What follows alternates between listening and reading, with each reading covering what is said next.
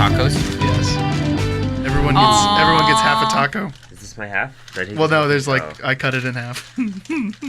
So early on in the show, I don't know what episode, Frank and I were trying to figure out while you guys were gone. We didn't put that much effort into it. We kind of were just like, what episode was it? I don't know. That was a long time ago. We had an episode where we were talking at length about the Burger King hot dog. What? Yeah, it was when Burger King had hot dogs. And we were going to go out and buy a hot dog and eat it on the show. That sounds gross. But then by the time that we actually got around to doing it, Baby? it was already not being carried anymore. So now it seems like we have to try this taco and see what's going on here. It's strikingly similar to the Jack in the Box taco. That's kind of what I was expecting. Almost the exact same. But like not as good. No. It's got the same like greased through taco shell. You know what I mean? The taco shell's kind of transparent. That cheddar cheese in it doesn't really. It's got a weird flavor to it. The meat Yeah. tastes strange, man. Yeah. This is like Walmart taco seasoning. Yeah. Nah, Walmart taco season is way better than this. They went to Walmart and bought the Taco Bell seasoning packs. Yeah. Yeah, that's Yeah, that was really bad. I mean, the meat. Yeah, it wasn't that great. I mean, thanks. it's kind of dry in my mouth too. It kind of dried my mouth. Yeah. This is very strange. I feel like it's so weird how like the Jack in the Box ones at least taste like better meat. Yeah. Yeah. So That's good. That was. Ugh. That burp was even. it's gross. not satisfying, but I felt like as I was eating this, I was like, this is gonna be one of those foods where all my burps today are gonna taste just like this. And welcome to WeDAP 29, everybody. 29. did it. Only 40 away from the best episode of all time. Okay, I had to do the math really quick. Wow. We're just really... We're showing everyone we have a high brow of humor around That'll here. be an interesting episode. Yeah. We I'm have sure. goals. We'll just skip it.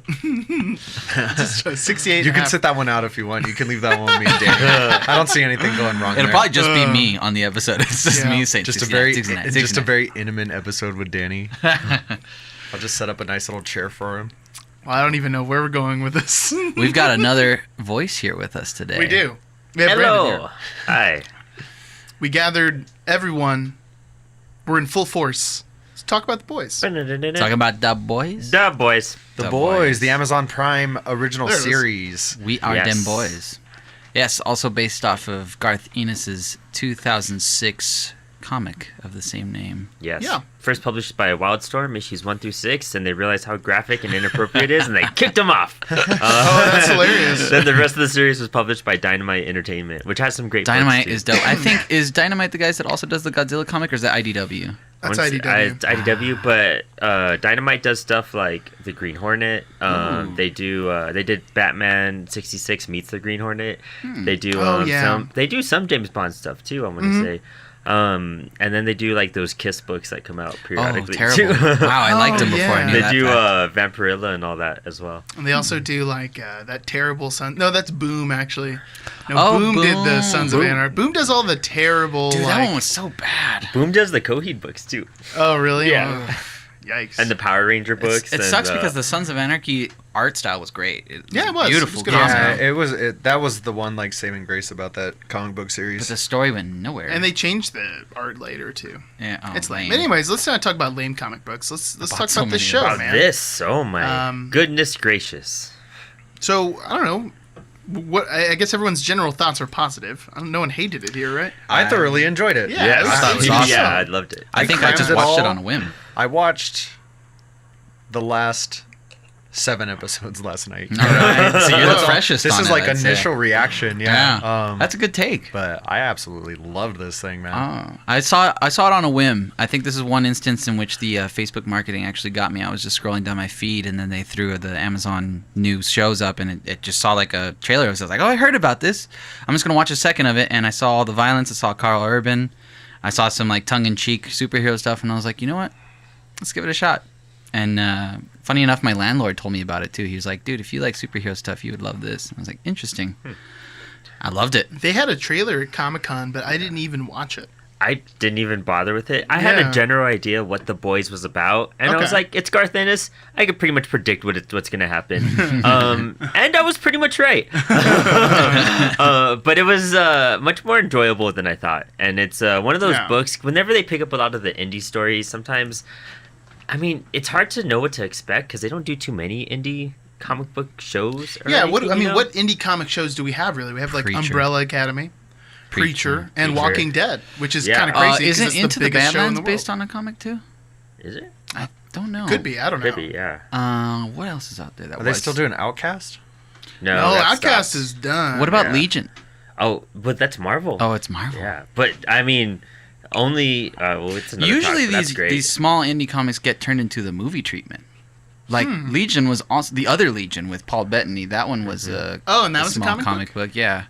That's And interesting. you know what's funny Is is the one that with all those angels? Yeah. Yeah. It's a dope that's one. cool It was a movie. really good one. And This then was like- Constantine and Constantine was Vertigo, so it's DC. oh wow. Yeah. Yeah. But this reminded me a lot of the movie Mystery Men, Yeah. which is Dude, based off of that the is comic so The Flaming funny. Carrot. I was thinking the exact same thing. Yeah. What's Especially. his name? Captain Amazo or something like that? What's the name of that guy? Yeah, is that his name? The one who they go to save. The one who they don't end up saving. The one who they Oh, vaporize. Greg Kinnear. Greg Kinnear's character. Yeah. He's It almost reminded the me so much. He's like I told Frank this the other night. He's like a super watered down version Of Homelander. of Homelander. It's true. Like he's got the same character defects, He's just not like a complete psychopath. but he's not a psycho. Yeah. I think if The Boys was made back then in 2000, they would have gotten Greg Kinnear to play It'd have been hilarious. Homelander. Captain Amazing. Captain Amazing. Yeah. Amazing. And I wanted to do a show on it because Mystery Dude, Men's one of Mystery my Man is favorite awesome. movies. It's one of Man's the best hilarious, yeah. movies ever. It's based off of pretty much loosely based off of a series called The Flaming Carrot, Okay. and it's literally the main character is a guy, but he has a giant carrot as a head, and it's on fire at the top. Wow. And it has like That's cool. all these characters. It's great. I have a bunch of the issues. I just ordered them, but I haven't read. And it's through such a them yet. huge cast, that movie, too. You got like Hank Azaria as yeah. the Raj. Yeah. And Ben Stiller. Ben Stiller. Stiller, Yeah. yeah. Yeah. Gosh, who else is in William there? H. Macy. Who's the bowler? I can't remember her name. She used to be Janine Oh. Garofalo. Janine Garofalo. Yeah. She's in some weird. Janina Rugula. Paul Rubens. She's the in some small Spleen. roles. Oh, That's Paul Rubens is right. in there. Jeffrey Rush as Casanova Frankenstein. That's such a good villain. They have CeeLo yeah. Green in it, too. And all those like Oh my little God. baddies are so much fun. All those different little Oh, gangs and that what's they his have. face? Dane Cook's appearance. Oh, Nothing my says God. early I'm 2000 the like a Waffler Dane Man, Cook yeah. cameo. Yeah, the Waffler, gold and crispy. Bad Okay, guys so are history. all I'm hearing is to WeDAP 29 Yeah. Mystery Men. it just feels like we need a CLE Mystery Men soon. I'm Oh, so yeah, I'm down. so That down. movie's Oh my amazing. God. That would be good. That's a really good example. right of, after October's over. They have it's coming. Kel, And- and even this character, the transparent, was just like Kel's Translucent. character. Translucent, yeah, Yeah. Because he was the Invisible Boy, and he had to be Yeah. naked. For Oh, them that's to right. See. Yeah, Yeah. yeah. I forgot Kel's in that movie too. And I think that one is 99. I think that came out before the X-Men movie. This was like before comic movies Oh, really? like, really took Yeah. that serious turn. Oh, it's interesting. yeah, I still We have it on actually just VHS. got a Flaming Carrot poster signed by Bob. Yeah, Burt, whatever. 1999. Oh, whoa. That's cool. Yeah, because then Spider-Man came out the next year, right? And then it was. I think no, X-Men X-Men came out first, yeah. It was X-Men, then Spider-Man. Yeah, Spider-Man was 2001. Oh, wow. Wow. Spider-Man came out the same day. But you know what? It didn't beat Blade, did it? Oh, Blade's getting the treatment right now too. Yeah, right. It's getting that I've reboot. never seen Blade. Whoa. It's good. You should watch the first one. Dude, Yeah. Blade's great. Oh, well, for Frank to say it, I'm down. Yeah, Yeah, Blade's great. that's a cool movie. and they got a great actor. Mahershala Ali is dope. And the first Blade's And way he probably better won't than be Love as Guru. high as Wesley Snipes was. The list of movies better than The Love Guru is just Ever growing. Every day gets a little bit longer. Except, I don't know, Scary Stories to Tell in the Dark, we could have an argument Oh, about we'll that. get there. Okay, well, before we get way No, you off know what? topic. Still better than The Love Guru. Is it? I don't know. I've I never don't seen Love Guru, so I've It's just been watch it. talking too much Unwatchable. about it. Let's not stray too far away right at the beginning of the Yeah. episode. Oh, back to So, the boys. The boys. Let's talk first. I guess the general premise is that superheroes exist in a world. They're part of like a corporate structure where they're basically like pop stars or movie stars. They're just celebrities. They're a package, yeah. They're a package deal, and we find out through various means that they're not really the people they pretend to be, that they're portrayed to be, that most of them are self-centered, and some of them do some very evil things. And it's like immediately first episode. It's Oh, like, yeah. oh no, yeah, the heroes that you think they are, like, that's not who this person is. And it very much mirrors like the elites, you know what I mean? That's definitely like the comparison yeah, it's it's drawing like to. a status quo movie for sure. Some people Absolutely. get away with things that common folk cannot. Yeah. There's a lot of themes tackled in the show. Man. Yeah, I so would many say. themes, so many hot topics. comics. Yeah, I'd say it's more of a commentary. Not a sponsor. It's definitely a commentary, and it's so timely now that they adapted it now after the whole superhero boom. When this was written back in 2006, and it's like now it's it's much more timely. They reframed like everything that happens with the Deep and the Me Too movement, and they really kind of like made that into a commentary on what's going on now. But then you also get the corporate structure. You get the whole challenging an idea of what a superhero is, and it's. I thought it was awesome. Yeah, that was it's really cool. good. Yeah. So let's see. We have at the very beginning we're introduced to. Is it Huey has the first scene? Huey. Yes. We're introduced to Huey, who's our protagonist.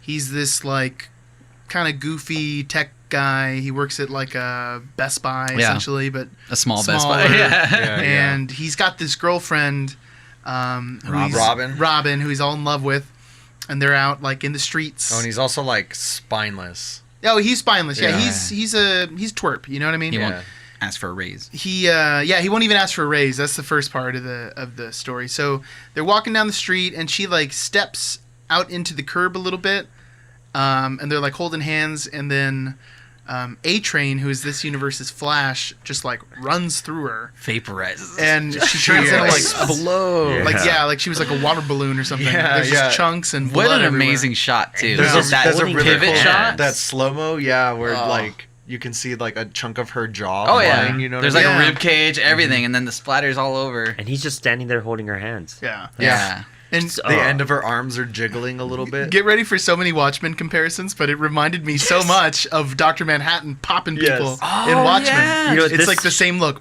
This And then really another made me Zack think- Snyder. Oh, there you yeah. go. Yeah. Yeah, the suit comparison. We'll talk about that. Yeah, totally. This seemed to me like a very modern Watchmen. Yeah, you can Like- feel the Watchmen vibe. It has the same core theme. Yes. Mm-hmm. Who watches the Watchmen? Right. Yeah. You know what I mean? Yeah. Like who's responsible for these superheroes? If all of them were the comedian. Yeah. Although I gotta say, Watchmen takes it dead serious. Oh yeah. And this show is very humorous, and that's kind of like, even though they're dealing with some dark things, it's still approached from like a comedic area, I think. Yeah, and that's kind of what helps lighten the mood. Yeah, for it sure. keeps it from turning into a Zack Snyder movie. And for sure. being like bleak. Yeah. Exactly. Yeah. Yeah. And it's also self-aware. It's aware of like how goofy it kind of can be, but then it also goes when it goes off on the deep end on a joke, it goes Wow. off the deep end on a joke. Which is, Yeah, it's a self-aware Batman v Superman. yeah. Much more watchable. Right. Oh my god. So, oh man, we go next to Starlight, don't we?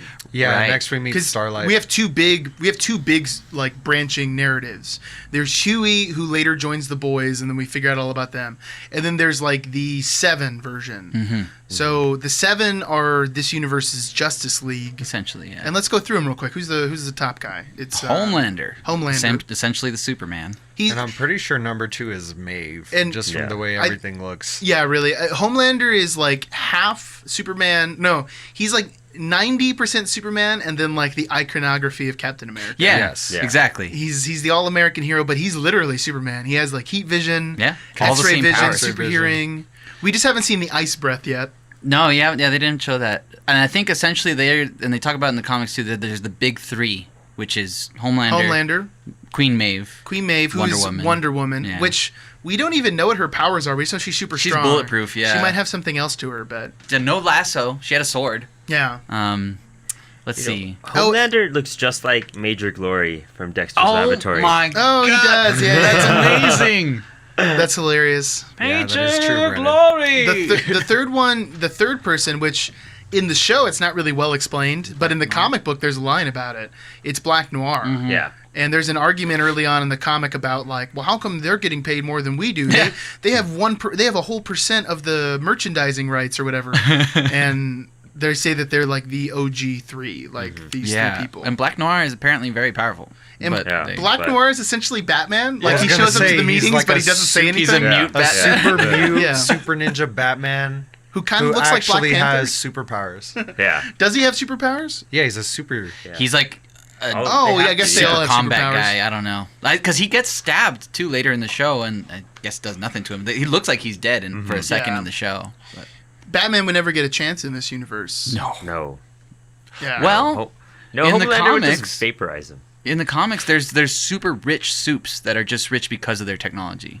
Oh, really? Yeah, there are. There's this one called Tech Knight, who's essentially Batman. Oh, that's hilarious. Yeah. Okay. But it's all the arguments that Frank has against Batman is what they bring up in. Oh, really? Because he's just like nice. a super rich that's snob. hilarious. That, So like, you read furthest in the comics. yeah, right? I'm at issue 10. I Okay. believe. Yeah. I'm like on 4 or 5 or 4 or something. 5, I'm not very. I'm not I very got to far the at part where Huey and Starlight sit on the park bench and start talking. Oh, okay. all. Yeah, Yeah. I got there too. Oh, Actually, okay. that's Yeah, where I was that- at last night. that's Perfect cool. translation. Yeah. Yeah, that's totally in the show. and A it's- lot of the earlier stuff is pretty similar. Yeah. I like how Oh, there's a yeah. lot of shots. You can see where they pulled from for Yeah. sure, but like how they had twisted around to make Oh well, speaking of those similarities, though, the next guy is the biggest difference. I think is the Deep. Absolutely. The yeah. Deep in the show is super Aquaman. Like he's like exactly like Aquaman. Got the suit. Yeah. Yeah. Everything, all the powers. And everything. in this one, in the comic, he has like a old timey like sinking or a diver's helmet. Yeah. Yeah. Like that you would see in a fish tank. And He looks so dumb in the comic. and again, I've only read the first 4 issues of the comic. I don't really know what the Deep does, but and we'll get into this right now. But his biggest storyline is totally different. Yeah. Oh, yeah. That was a He's huge barely change. mentioned in the Yeah. comic. He has like Yeah. those couple lines. He That's it. literally I've hasn't been seen. mentioned even since now. Then we Oh, have wow. A-Train, who kills Huey's girlfriend. He's the fastest man in the world. He's right. Flash. And that they stuck to that, which is great. Yeah. Yeah. And then we have Translucent. Yes. Translucent. Who's not in the comics? Yeah. No. Oh, And they, he's not, huh? They swapped him out for some other guy. There's some other guy. Lamplighter is in it, but they don't mention it. I think Lamplighter's dead in the show. No, he's retired. He retired. Oh, he's Yeah. retired. They're Yeah. both retired. So That's right. the premise is the beginning for both of the superhero arcs. It's like Lamplighter's just retired. They need a new person for the Seven, That's and right. Starlight is this super innocent, like small town superhero from Des Moines, and she ends up being part of the Seven. I thought this was kind of interesting little change in the show. Starlight is innocent and everything, but she just seems like a regular person. Mm-hmm. In the comic book, they make a point to make her like kind of a religious fundamentalist. Very much so, yeah. And like in the show, there's this moment where she goes out to like a Jesus fair or whatever, and she's like in this tent with all these teens. And she used to belong to this like church group. Yeah, she was like on the circuit as a kid. Yeah, and she lies about being a virgin and like waiting for marriage and everything. And in the show, you kind of laugh about it because it's like, oh well, you know, like she's just trying to say the right thing or whatever in that circumstance. But in the comic book, the first time she meets Homelander, she says, "Oh yeah, I have a boyfriend, but we're waiting until marriage." That's right, drummer for boy. blah blah blah blah blah. Yeah, so she is more the puritanical thing, the facade she puts on at that show and she puts on at that festival in the show. It's that Is who she really is is. who she really is in the comic books. book. Yeah, absolutely. Which I'm kind of glad they changed because I think it's a little too ridiculous. Makes to- her yeah. more relatable. Yeah, I yeah. really Makes her way enjoy more her relatable. character And it's more the way it is timely, right now. I think, you know what I mean? Yeah. Kind of brings it up to the time.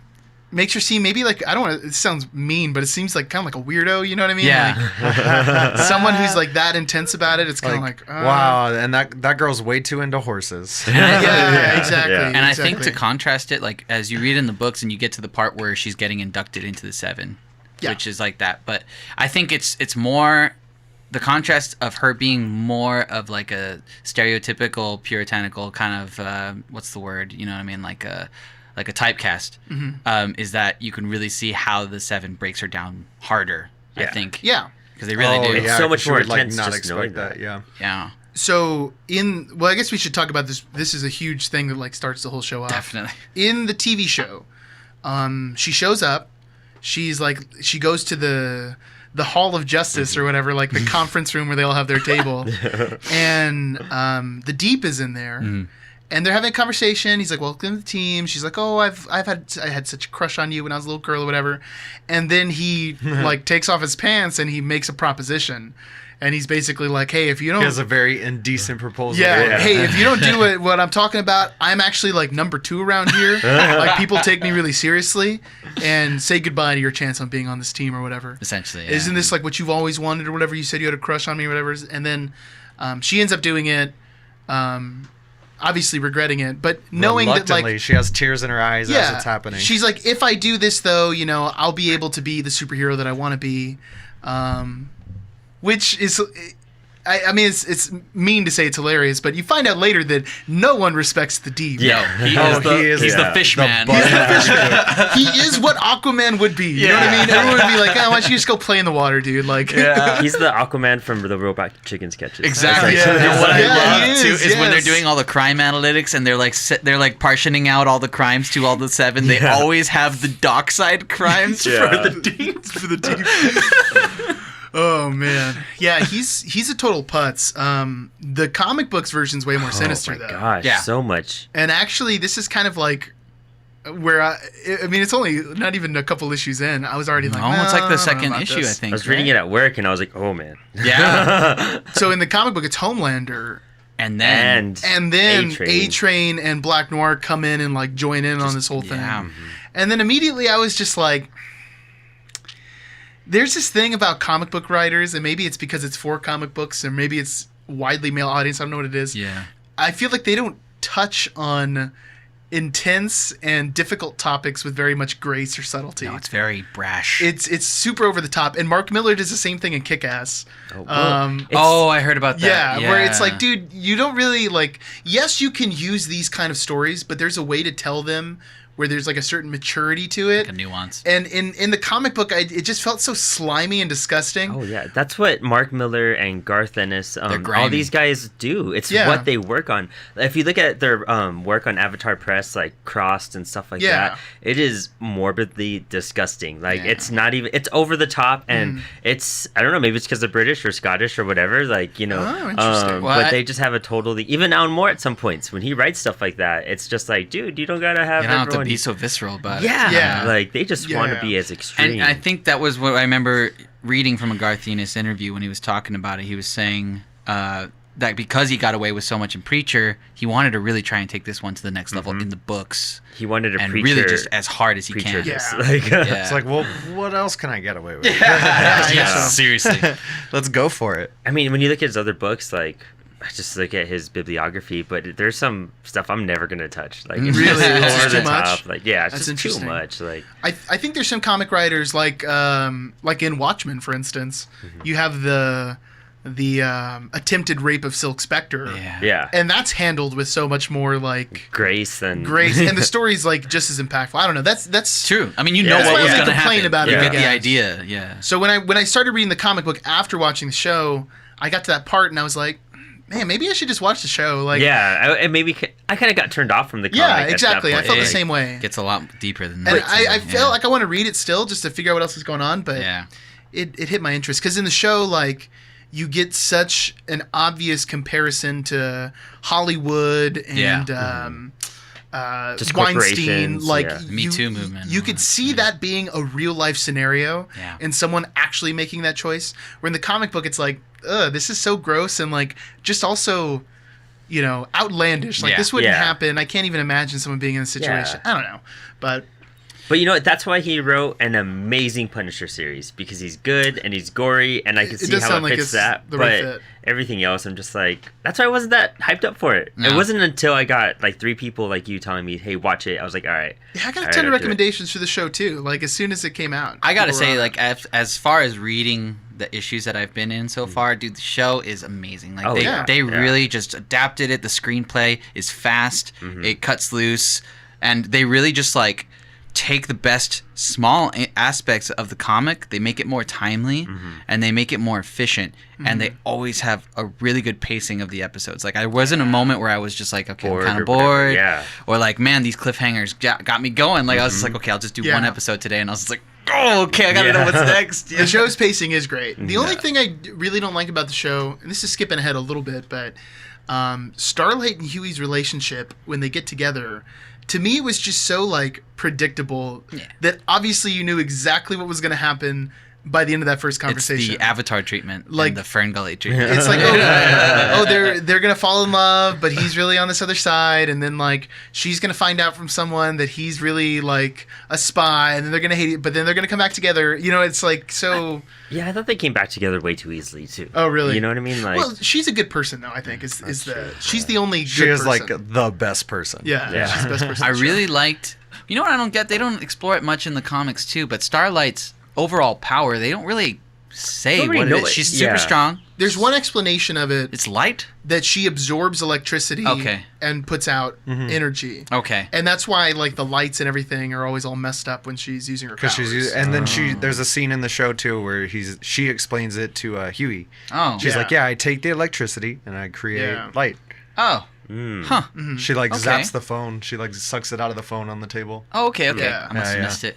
It was hers is the power that's not like anyone in the Justice League. Yeah. You know what I mean? She's like kind of an original, more or less. What's funny too is they also added that whole Ezekiel arc because he's not in the comics as far as I've been into, which was awesome. I thought that was hilarious. I'm really glad that they threw that whole. And he's like this hypocritical like dude because he's actually like a homosexual, like preaching all this pray the gay way stuff. Yeah, it's just amazing. It's just how all those people are too. That's how that one always is.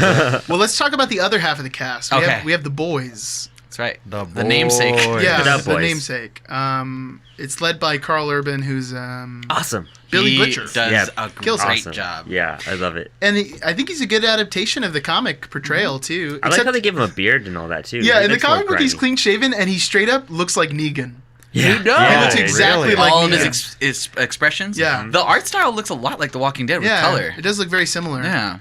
I thought it was kind of crazy that in the comic book he has this giant like bulldog. Oh, Killer. Yeah. Killer. And that's just not in the show at all, right? Yeah. He doesn't have a dog in the show. He's 6 Killer on to hump things. Yeah. Which is really interesting. Yeah, it's really weird. Sometimes in a fight, all you need to win is a good distraction. Yeah.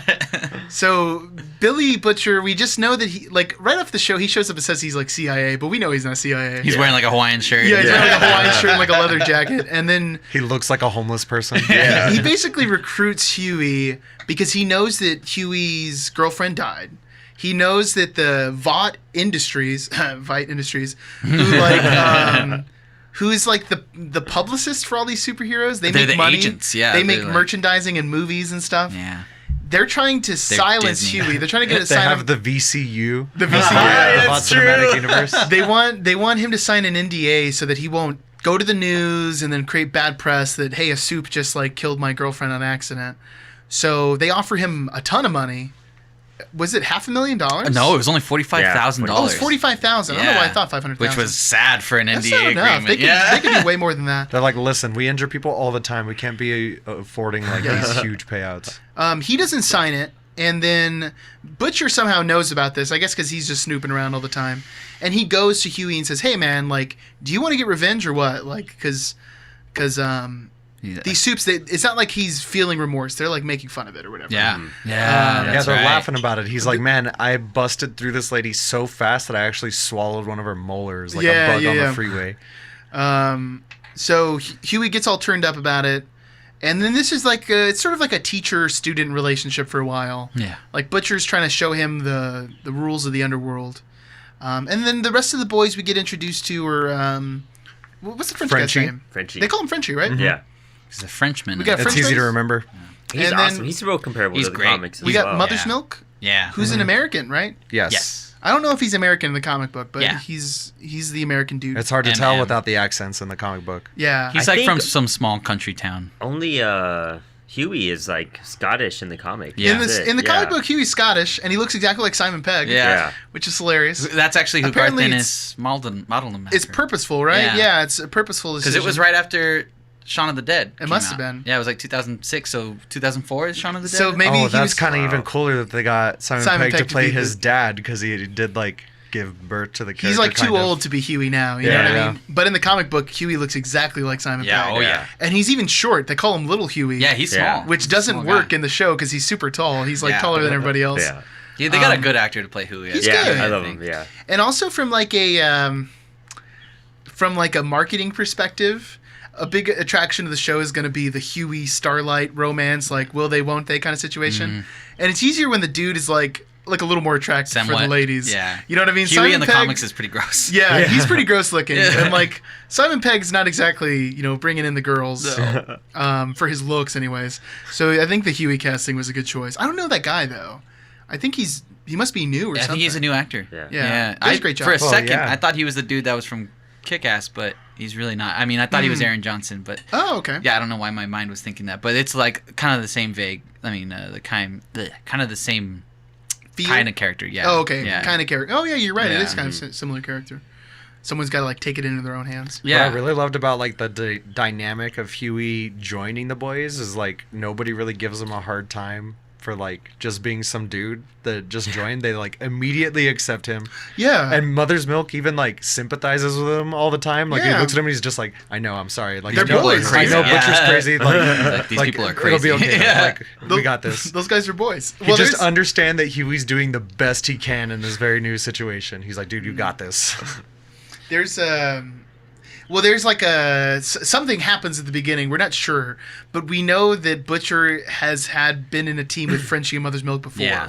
And Everybody we know that keeps mentioning Mallory. It's Mallory, gonna be just yeah. like Yes. Mallory. They were trying to take down Lamplighter. yes, that's Yeah. what it thing. was. And the Lamplighter found out and essentially roasted Mallory's, who was another part of the team, her grandchildren. Yeah. She's then- like the Charlie. She's the one who like brings everybody together. Yeah. Which this part doesn't make a ton of sense to me, to be honest, because, and I feel like I've heard it in a movie that's about revenge, but it's like, if you kill someone's family, you should make sure you kill them.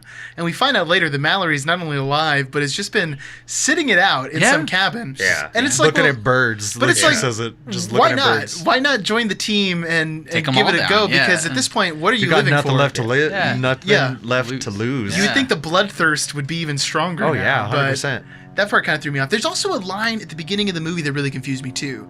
Our beginning movie, the beginning of the show. Butcher is talking to Huey and saying all soups are bad, and then he says except Homelander. Oh yeah, he's squeaky clean. he He's says. squeaky clean. Yeah. I don't get that. Or no. I'm sorry. I think I'm misinterpreting it. He's talking about Homelander not being there partying, right? Is Yeah. that what it is? Well, he's saying that he has nothing on Homelander. Oh, okay. Other than the rape. Because we know that Homelander is like the most evil one. Yeah. Oh The yeah, viewers he's do. the worst. But Okay. no one outside of Vought really knows where he's from. I think is what it is. They have no Yeah. back records on him. They have nothing because he was born in a lab, That's right. essentially. That's crazy. Yeah, because we get introduced to this kind of like seedy hotel kind of place or club, I guess. Oh, yeah, where, where they- the soups are just like being decadent. It's their Babylon, Yeah. essentially. In the comic book, it's way more than that. It's real similar to Grant Morrison's story, Flex Metallo, where they had a whole little club just like that, and that was years before The Boys, too. Really? So you Interesting. could tell he kind of grabbed a lot from Watchmen and all these other pretty much British writers and kind of threw it into his own story. So he snagged so much Really? from everywhere else. That's interesting. Yeah. If we're, maybe we should talk a little bit more about like the show's conflict, and then we can get into the contrast from the comics conflict because they do take different paths. They do, for sure. I mean, essentially, we were talking about the trauma that happened with the boys the first time before the story starts. Yeah, which you don't know at the beginning, but Yeah. we slowly kind of uncover it as the show goes. Exactly. And then the boys in the show recruit their fifth member, which is the female. Yeah. Yeah. Kimiko. Kimiko. They end up finding her. less, on yeah, accident. less recruiting, more finding, and house training. They're like Yeah, investigating. They're trying to figure out like because they know that A-Train was going somewhere that day and he had a bag with him. So their first thought is like, okay, well, what can we? Well, we're skipping over a huge chunk. Is that when Huey and Butcher meet up? Like later, Translucent. Translucent that's shows right. up. They send Huey on this mission to like go to the headquarters and plant a bug inside the headquarters, which is weird because in the comic book they say, "Hey, we've already It's already bugged this whole bugged, place." yeah. Oh, yeah. So they send Huey there. They say, "Hey, sign the NDA, but just tell him you need an apology from E-Train." So he goes. He gets his apology. He slips his bug a under very half-hearted apology. a very half-hearted apology. So sad. Quarter-hearted. Then you find out Translucent, the invisible guy, was in the room, saw him put that thing on, and then later goes to Huey's work to try and figure out what's going on. And Butcher like crashes his car through the front, and they capture Translucent. They like beat him up. Yeah. They use electricity to knock him out. Yeah, because he has impenetrable skin, It's Yeah. made out of carbon I'm fiber, pretty right? sure Is it which something like turns that? into diamond. I'm That's pretty right, sure that's right. Huey shoved that electrical Yeah. cable up his butt. Yeah. He might have. Oh, yeah. yeah. No, in the yeah, big- he when did. they Yeah, get him? yeah. Yeah. Yeah. But they say in the show that his skin is a conductive material. Yeah, That's it's true. like he's Yeah. they refer to it as like diamond skin, but yeah, it's like Yeah. some type of metal.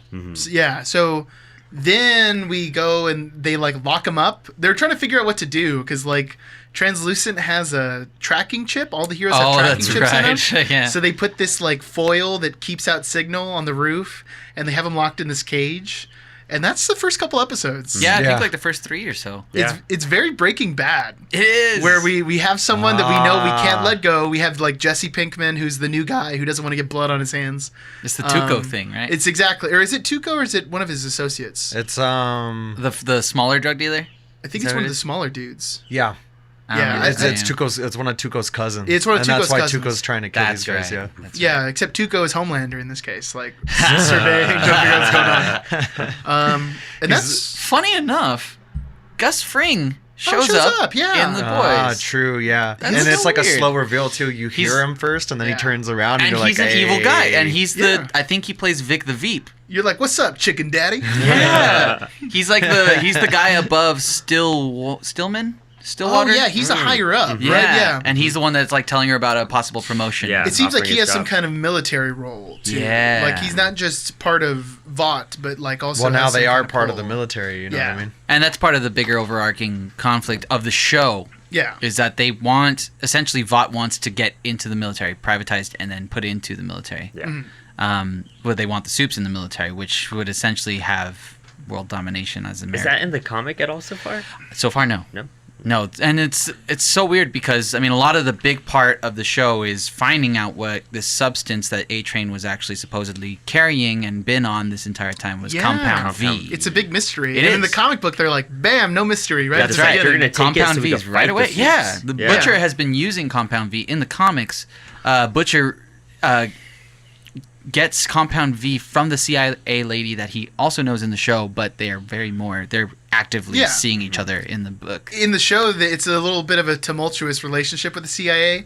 Like Butcher's, they're trying to join, but then Butcher turns down the offer because it's not what he wants. In the comic, they're just part of the CIA. Yeah, they're like a secret operative of it, and Butcher has this love-hate banging relationship with this CIA. Yeah, it's really weird. really Yeah. strange. They really hate each other, but she loves getting with him. And, Well, in the show, I think that's what they were. Yeah. Like when the Yeah. Mallory stuff went down. Yeah. Like I think they were like this little black part of the CIA that nobody talked about. Because when Mallory first shows up, like in the flashback, she like flashes her little CIA badge. It's like they just hired out. I'm really glad they didn't do the Compound V thing the way they did in the show. Yeah, Because me my too. favorite thing about Butcher is he's like 100% fueled by just vengeance and rage. Yeah. You know what I mean? He hates the soups, and he Oh, would yeah. never become one himself. that's true. Yeah. So it is against the character in a bit. It is a little bit. And I also like, just from a storytelling perspective, that we have literally these 7 people who are almost indestructible. There's nothing that they could do in a head-to-head fight. And our team is just like scrapping by, like hiding, and because they're normal people. they're just Yeah. normal people. Yeah. Where in the comic book, if you give them like watered-down superpowers, I think it kind of... It's just not as clever. I don't know. For I got one. to I got to that issue last night where they did have that little brawl with the smaller superhero gang. Oh, okay. And it's within. They just shoot up Compound V and they're stronger. And Butcher just like they're able to fight him. They're able to like, kill these people. Yeah. Like Huey accidentally kills one of the soups, and I it's mean, it's not that hard to kill a soup. You just have to hit him with your car, electrocute him a whole bunch, Right. drag him back, build a cage, cover it in foil, do a bunch of tests for a long time, and then shove a bunch of C4 up his butt. Yeah, and then blow them up from the inside. Yeah. I think whereas, it's so much better because you get that morality, and Yeah. it shows that they're like overcoming these big superhero Yeah. people. and you it know, gives that's the best part. It relates to you who, as a human viewer, you're just like, okay, yeah, this is plausible. Human Yeah. Human. But yeah, like I mean, he just it just cheapens the experience. When I got to that issue last night, I was like, oh, that's how they do it. That's Yeah. how I was like, that's kind of whack. It's a little bit lame. Of it? Yeah. There's way more espionage, I guess, in the show. Yeah, they it's just stretch it out. versus soups at that point. You know, it's Yeah. another Marvel or DC story Exactly. at that moment. It's like, well, why don't you guys just inject yourself with Compound V and fight them? Have you seen any supervillains in the comic yet? Oh, No, I'll be nothing curious yet. about That's that. another part Yeah. of the show that's great. But Frank is like on what happens next.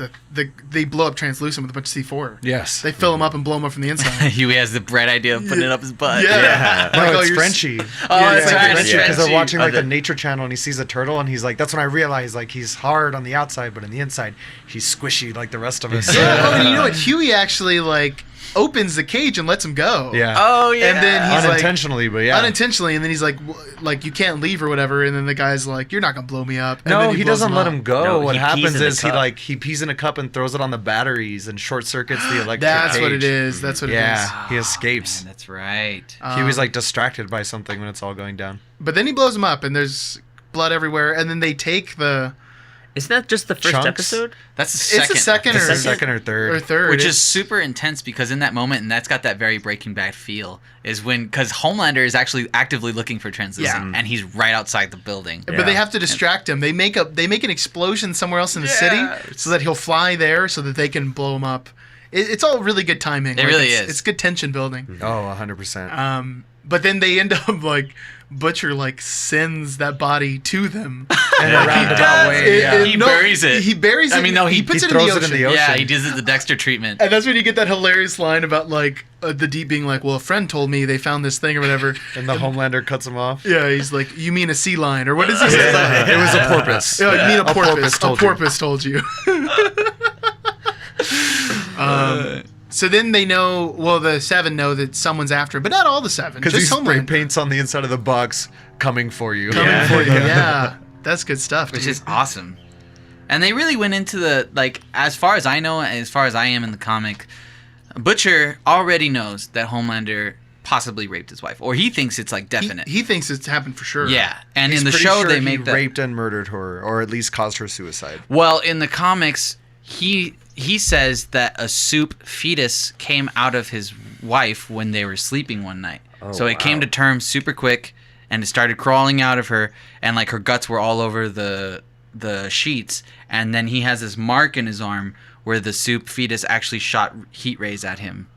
Whoa. So that's how he knows it's Homelander. In the comic In book. the comics. That's yeah. pretty intense, dude. Dang. Which is crazy. What is that on? So then That's issue 8, I Oh, think. wow. so his wife's definitely dead then. In the I think comic they haven't book. confirmed it. If he's there. Yeah. You know, Yeah. They just say that her guts were Usually all you over don't the get to place. lose your guts. and Yeah. live. That ending Not very really often. threw me for a loop too. Ooh. Oof. Yeah. That was a punch in the gut. Well, let's not jump to the ending right now. Let's keep going in somewhat order. Let's Yes. see. So we got through the translucent stuff.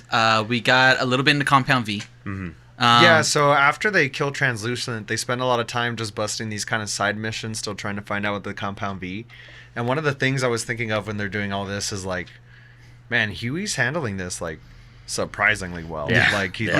He's doing all right, but then I really like that they addressed his PTSD later at the bowling alley, on his first date. Yeah. Yeah. As soon as somebody hits a strike, it just snaps into him, and he's just goes back to the explosion, and he keeps seeing his dead girlfriend everywhere.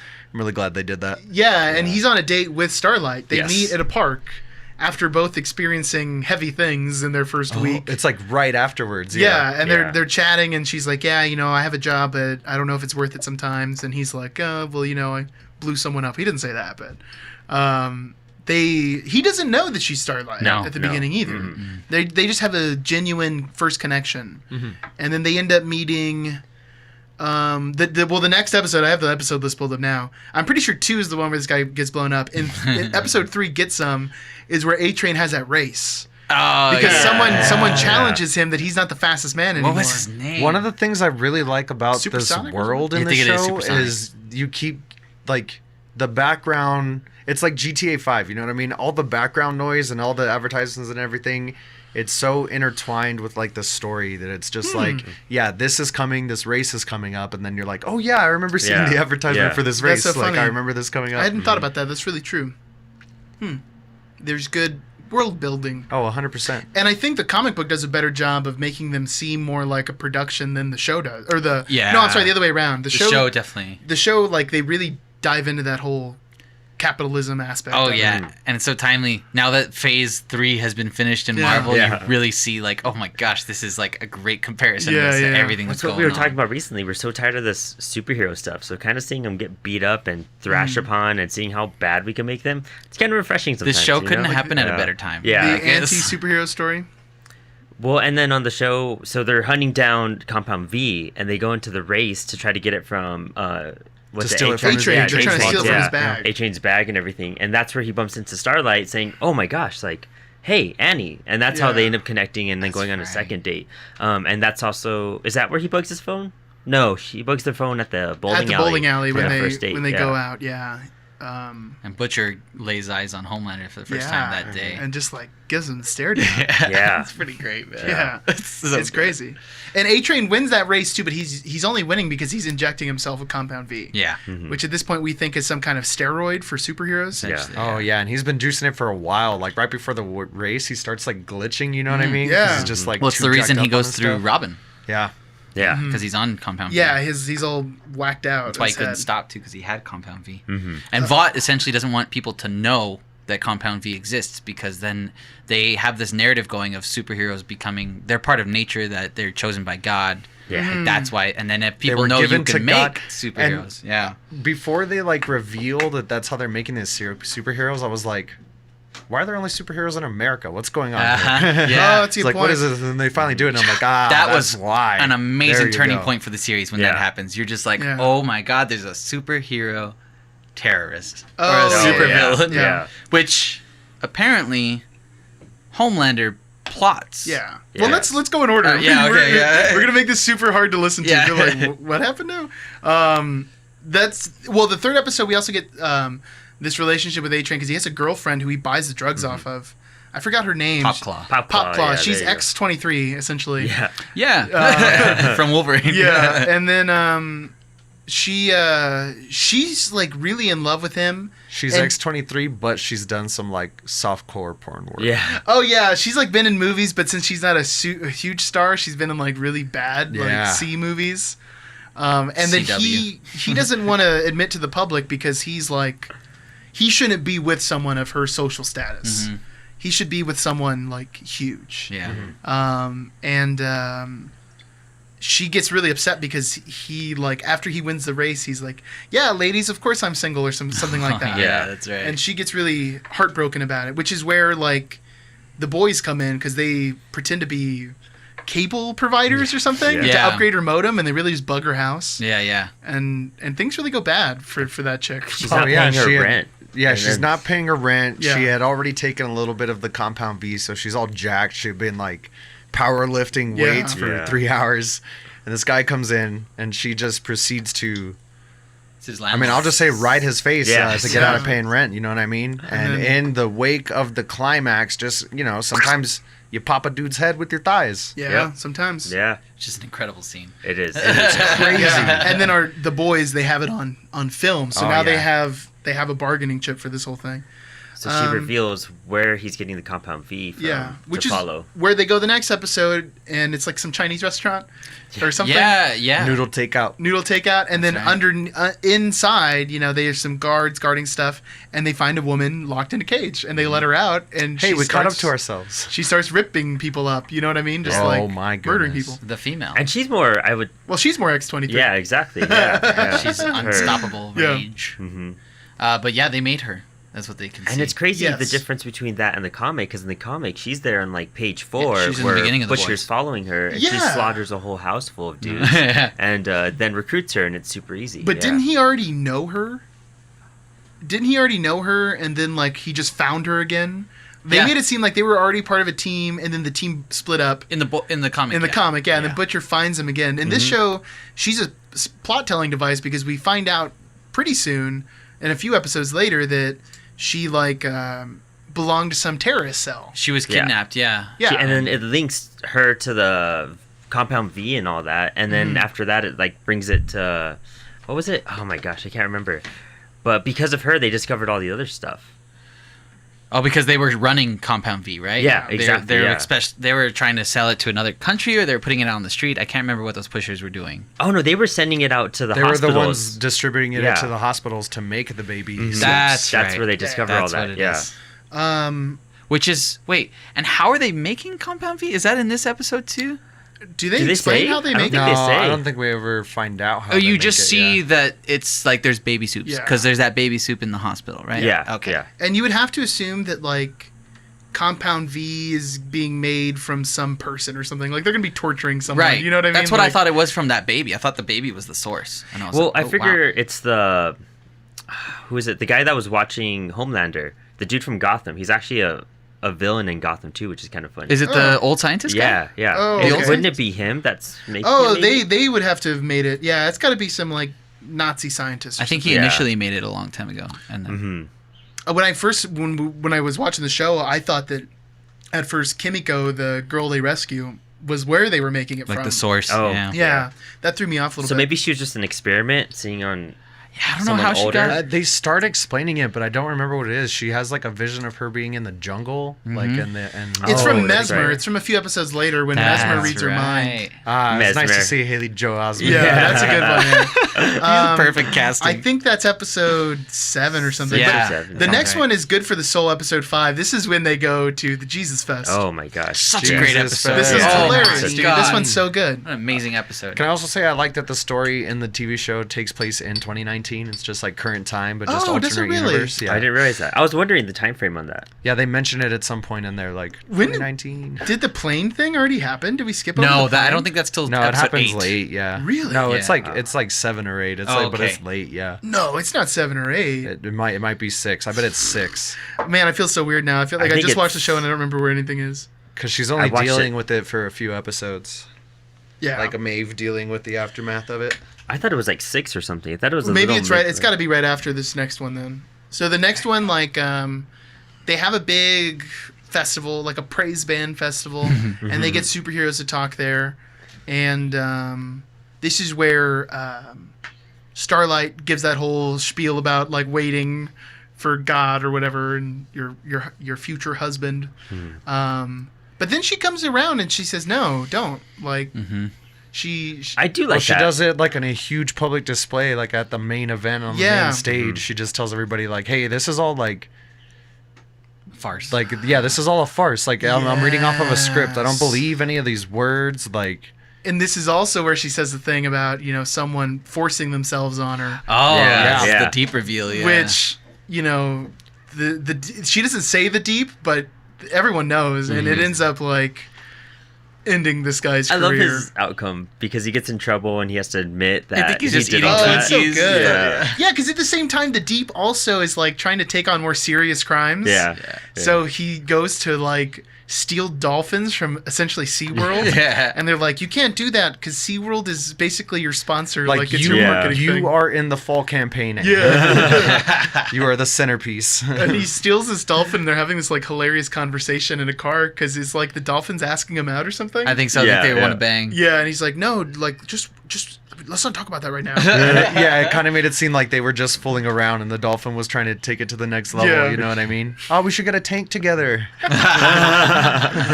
Which is funny too, because isn't there like an episode where they talk about like one of the superheroes putting a blow up dolphin in his bed, like as a Yeah, joke? yeah. And When it he's ends at up the being therapist's true. office? Yeah.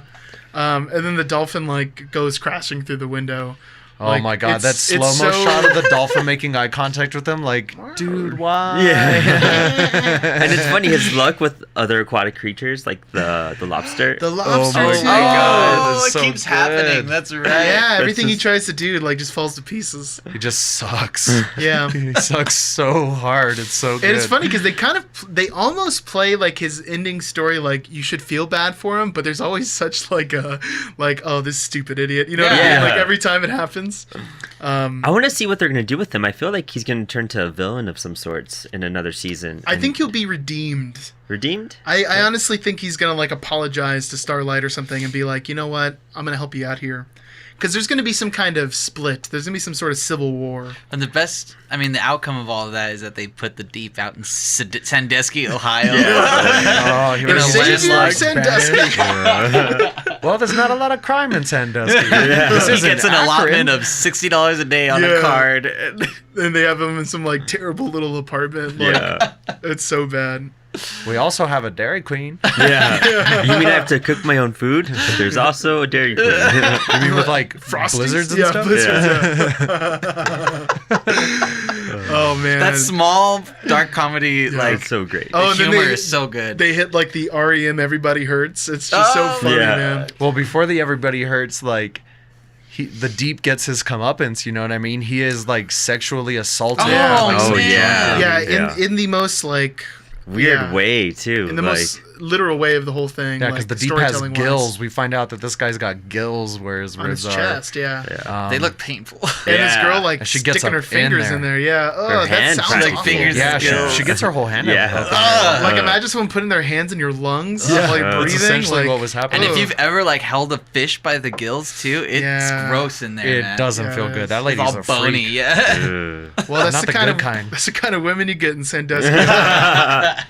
All our Sandusky fans are gonna be like, whoa. I was just thinking. I was like, man, if I was There's like a Karen watching who's a dentist in Sandusky who like just unsubscribed. She's like, that's it. That's the final straw. You've assaulted my career, my profession, who I am. I'm gonna go keep being a sex worker. My hometown of Sandusky. After that is when the flight stuff though happens. Yeah, that's the next big thing that happens. Essentially, they need a huge publicity stunt to make it so that the Congress sees that the soups can be useful on a national scale. Yeah, because Vought is like infiltrated with this bill that makes soups part of the military. It gets past the House. There's going to be no support for it in the Senate. They use a couple of like dirty tactics. Oh, they use the Mystique person. They use the Mystique character to like that was pose this senator like he's with some man or something like that. And then there's this plane. There's a plane that's been hijacked by terrorists, and they get news of it first. Someone like gives them the scoop, I guess, before the military can send fighter jets to respond. So Homelander goes with Queen Maeve. I keep wanting to say Queen Mab, but that's like Midsummer Night's Dream. Goes with Queen Maeve. They get on the plane.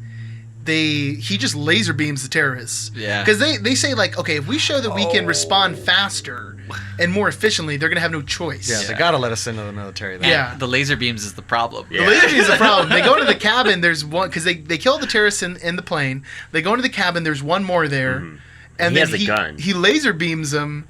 And fries the controls in the plane. Because he's holding the pilot. Doesn't save the pilot on time. The terrorist blows the pilot's brains out.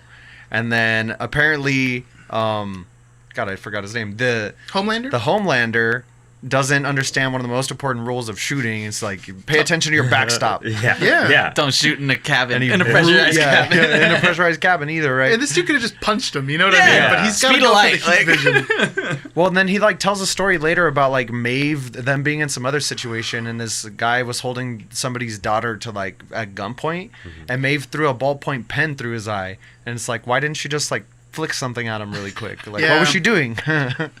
She didn't do anything. And she was depending so much on Homelander, I think. I think she was waiting for him to make the move and to take action to that last moment. And well, we get the assumption, especially after Starlight does that thing with Deep, and she's in the restroom like throwing up and crying about it. Maeve comes in and says like, "Don't ever let him see you that way" or whatever. You can see that their characters have taken like parallel arcs where she's probably been through all of it. She's been through the same thing, but she didn't overcome it. She just kind of submitted and let these men or whatever do. Starlight could have totally ended up just like Queen Maeve if she didn't make the right decision. Which, as far as I know, so far in the comics is totally different. Like, she sees her, the whole bathroom scene happens, and then Queen Maeve sees her crying, and she's like, "Oh my God, like, Queen Maeve, you were my role model growing up. Like, I showed you all this," and then she just says "F off," and then just walks out. There's no compassion at all. No. Where towards the end of the season, you can see that Queen Maeve is like kind of on Starlight's side now. She's like, man, like, I've been doing terrible things. I mean, after that, she crawls back to her ex-girlfriend. Yeah, you get a backstory. Yep. That's right. But basically, now the plane's going down. There's no controls. This is an awesome piece of dialogue too. It really made me think about it for a second.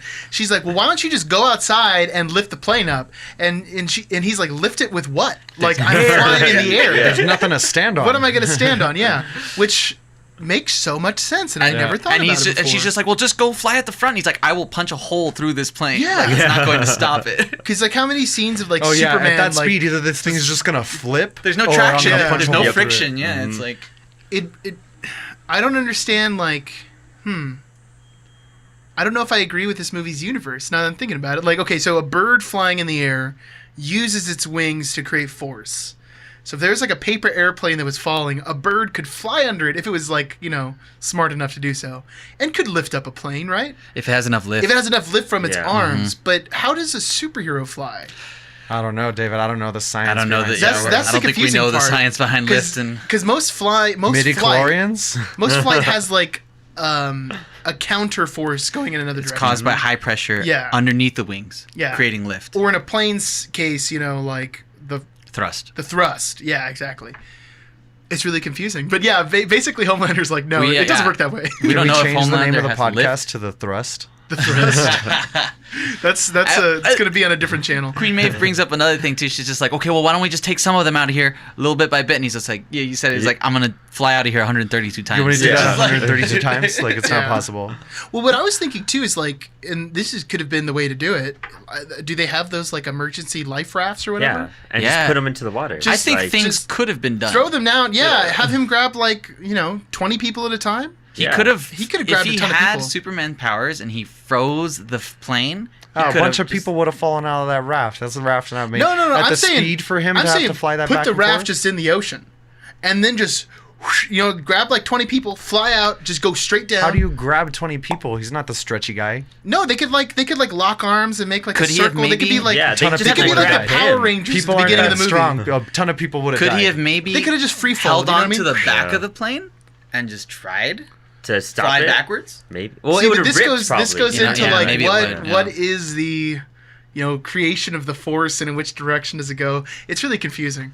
But basically, the plane crashes and everyone dies. And essentially, he it leaves comes them. down to He him leaves not them. caring. Yeah, he doesn't care. He just leaves them. Because then, like, people are like begging at that point. Yeah. And someone's like, "Please take my daughter," or whatever, and he's like, "No," because he Stay doesn't want. back! He doesn't want any survivors. Yeah, he like yells at him. Yeah. Yeah, he's like, what do you mean take this one girl? So she could tell everybody that we left everybody? Yeah. Yeah. It's pretty And messed it's- up. He's like, I will blow through everyone's brains here. Yeah. It's- Yeah, I love when he gets like just mad and he just stares everyone down. And I mean, it's such a creepy. It's part. intense. It's a creepy Superman. That's why I like. Because him he's so like, much. hey, I have to survive this. Like, I'm way more important than you. Get Yeah. back. Yeah. So then, when they get out, Queen Maeve and Homelander are like at the news, or like staging. They're posing for the news while wreckage and bodies are washing up on the water. Oh my gosh. And he's like, if someone had told us first, which is what happened, he's like, we could have prevented this whole thing. Like, We got here 3 minutes after the plane crashed. yeah, like we could have prevented this whole thing. This is why superheroes need to be in the government so that this And never he flips happens it again. so well. Yeah. Which Talk to your It's senator. So intense. oh my goodness. I don't know if this is how it's told in the story, but to tell such a 9/11 story like 5 years after 9/11, that's pretty intense. Because essentially Yeah. what we have is Islamic terrorists hijack a plane. The plane doesn't get to its destination, is destroyed, and then they're using this story as a way to evoke emotion to get more military involvement. Yeah. It's legit 9/11, which is crazy. Yeah. And I don't know if you guys noticed this, but the Twin Towers are in this universe. Oh really? There's a shot of New York, and the Twin Towers are still there. I didn't even Because know. assumedly they had it didn't happen because they had superhumans. superheroes. Whoa. That part was pretty crazy. Michelle pointed it out. I was like, whoa, That's insane. that's super insane.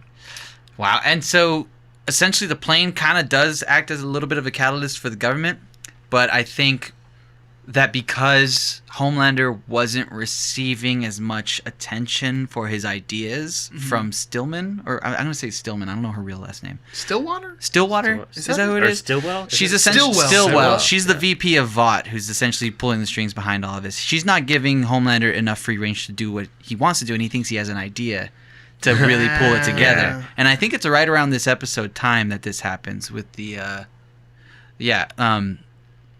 where essentially they're found out in like a covert operation somewhere in the Middle East. There's like an operation going down to take down some terrorists, I think is really what it is. It might be the next episode, because I feel like it's in response to the hijacking. That's right. It is. Yeah. It's post all that. It's 9/11. Yeah.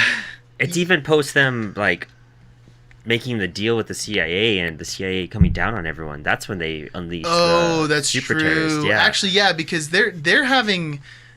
The boys are almost like in the CIA, and they almost have the backing, but because of what happens with this terrorist thing, they're like, no, we can't go after them right now.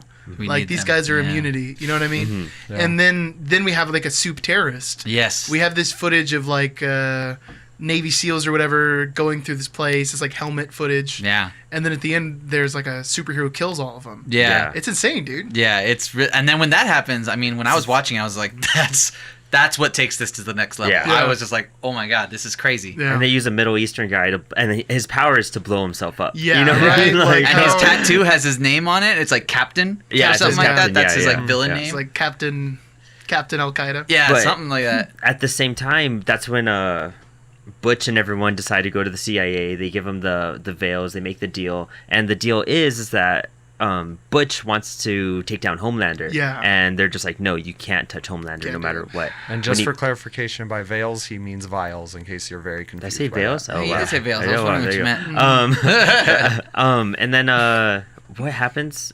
No, he already tried making the deal once, and he cancels it because he didn't get that. Yeah, he didn't get that. And he lies to the boys and says, no, there's not going to be a deal. But really, like, the boys need this concession. Like, they need to be part of this thing because they all have something to lose, especially Mother's Milk, who's like got a family A now. family, which is really different from the comic, too. Yeah. Because he's an uncle in the comic, right? Yeah, No, it's his he has a daughter daughter still. Is it his It's daughter? his daughter? No, I think it It's might his- actually be his niece. Yeah, I think No, it's it's his niece. daughter because she calls Billy Uncle Butcher. Oh. Oh. Yeah, it's his daughter, but Okay. he has no mom. That's the mom, right. like, ran off. He says, "Go in there and Yeah. respect your dad." That's right. Yeah. That's right. Okay. But that part of the story makes another huge real world connection theme. This whole like terrorism act, but it also answers that old superhero question, like why is there only superheroes in the United States? Yeah. And we that's find right. out that it's Yeah. because Homelander made these things. Yeah. And what you were talking about right now, dude, that's one of the coolest relationships in the show is Stillwell and Homelander. Dude. Yeah, it's so very creepy. twisted. Yeah. Depraved. Yeah, because she's his boss, but he sees her as both like a partner, like a sexual partner, and a And a mom. mom. Yeah. Because he never had a mom. And like he's it's what jealous he's looking of for. her son. He's jealous of her baby. Yeah. Do we Yeah. ever see Stupid the new baby. baby's dad or anything, or does I don't that know if get we know revealed? who the dad is. No, we don't know. No. Yeah, But apparently he was getting all of her attention before the baby was around. exactly. Yeah. You know what I mean? And she needs to treat him like a child because he'll do things that or be bad for the company. Yeah. But she also has to make sure she doesn't like get him upset because he could destroy everyone. Yeah. He Yeah. is. Yeah, she he tells could- him at the end of the season, like, I'm terrified of you. Yeah. I'm scared of you. which is rightfully so. This guy Yeah. could ruin the whole world. Yeah. Yeah. So what happens next, man? I feel like After the time in this terrorist- We season- learn Homelander's origin, and we Yeah. also discover Yeah. the stuff about Butcher's wife. Right. Oh, and you know Yeah. what? Well, the origin from Homelander is an awesome opening where they're filming this like documentary and they're going to all the seven and they're like showing where they came from and like And they do like He's the at some, Kansas like, treatment. bogus Yeah. house. yeah, and Homelander they have to make up a whole house and like memories because he had no I childhood. love when he freaks out about the blanket. Yeah. Who put the blanket there? Who put this blanket here? That's great. So yeah, essentially they find out. I mean, he goes to one of the main scientists who created Compound V and Soups, and was essentially John's creator, who is Homelander, I guess. And they show Homelander as a baby being born in being raised in the lab, and apparently the scientist gives Homelander a phony backstory as to Butcher's wife because Homelander wants to know more about Butcher, right? And he tells him that a baby Soup can't be born or something like that. Yeah, they tell him. This part is a little convoluted. Yeah. So all we know so far is that Butcher's wife's gone. Right. And that we assume it's Homelander because he says something about it being Homelander's Raped her to fault. death. Yeah, or raped her to something death. like Something. that. Then we get this like security footage that shows her going in into an office with Homelander, coming out 3 hours later. I just want to clarify. It was never that he raped her to death. It was like he raped her, and then as a result of the rape, either drove her to her own suicide, just or ran he away. murdered her to cut her that's right. to like Yeah. hide the tracks. That's what we're assuming. Yeah. Then we see the security footage, and I don't know what you guys think, because Michelle was kind of on the fence about it. Like, the way it's portrayed, she could have been raped, or she could have just, like, willingly done it. I think Yeah. it's It kind of looked open. consensual. Especially with yeah. the way that with the big reveal, which we'll get to here at Yeah. the end, it definitely makes a case for the second scenario. Yeah. You know, Right? It looked like a lot of a shame was on her face either way. Yeah. You know what I mean? So now we have this, like, I don't know, this fueling anger that's been behind this whole thing, and it might just be a total misunderstanding. Like, and that's going to be really cool about season 2 to find out. Yeah. Oh, yeah. Oh yeah. That man. twist. Well, Yeah, the yeah, twist is and great. so after that, I mean, essentially we find is A-Train taken? No.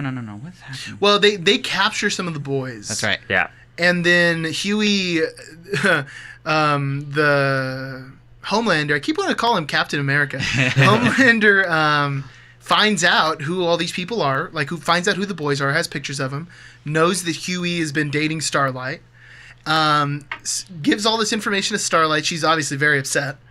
They go and have a classic, tell me the truth, but we're not going to really communicate, and let's make this misunderstanding last a little bit longer. Yeah. And then Huey basically goes to rescue his boys, who's everyone but Butcher. And then Starlight shows up and helps out because he gives her something like, "You're a superhero. This is what you should be doing."